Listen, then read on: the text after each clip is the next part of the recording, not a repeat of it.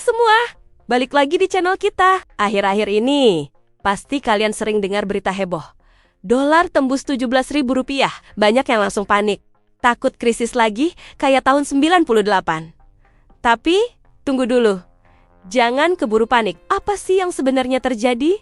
Yuk kita bedah bareng-bareng, biar lebih paham. Jadi, kenapa dolar tiba-tiba jadi sekuat ini? Ada beberapa faktor utama. Pertama, ini bukan cuma masalah rupiah, tapi masalah global. Bank Sentral Amerika The Fed itu lagi galak-galaknya menaikkan suku bunga buat ngelawan inflasi di sana. Efeknya apa? Dolar jadi primadona. Investor di seluruh dunia ramai-ramai mindahin uang mereka ke Amerika buat cari untung yang lebih besar dan aman. Akibatnya, mata uang negara lain, termasuk rupiah, jadi tertekan. Kedua, di dalam negeri kita juga ada tantangannya. Kita masih banyak impor barang, mulai dari bahan bakar sampai bahan baku industri. Kalau mau impor, bayarnya pakai apa? Ya pakai dolar.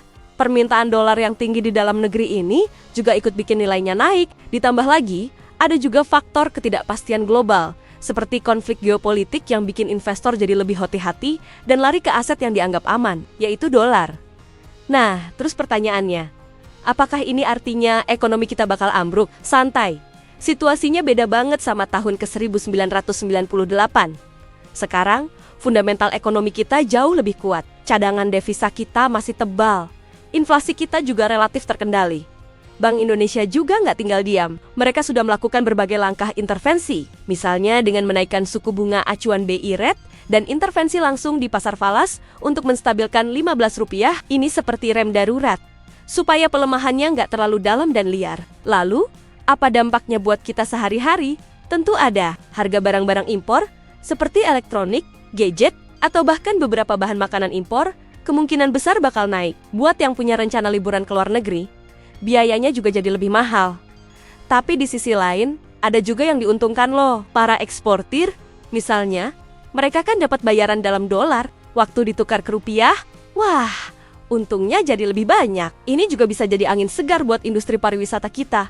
Karena turis asing jadi merasa liburan di Indonesia lebih murah. Jadi, apa yang bisa kita lakukan? Pertama, tetap tenang dan jangan ikut-ikutan panik beli dolar.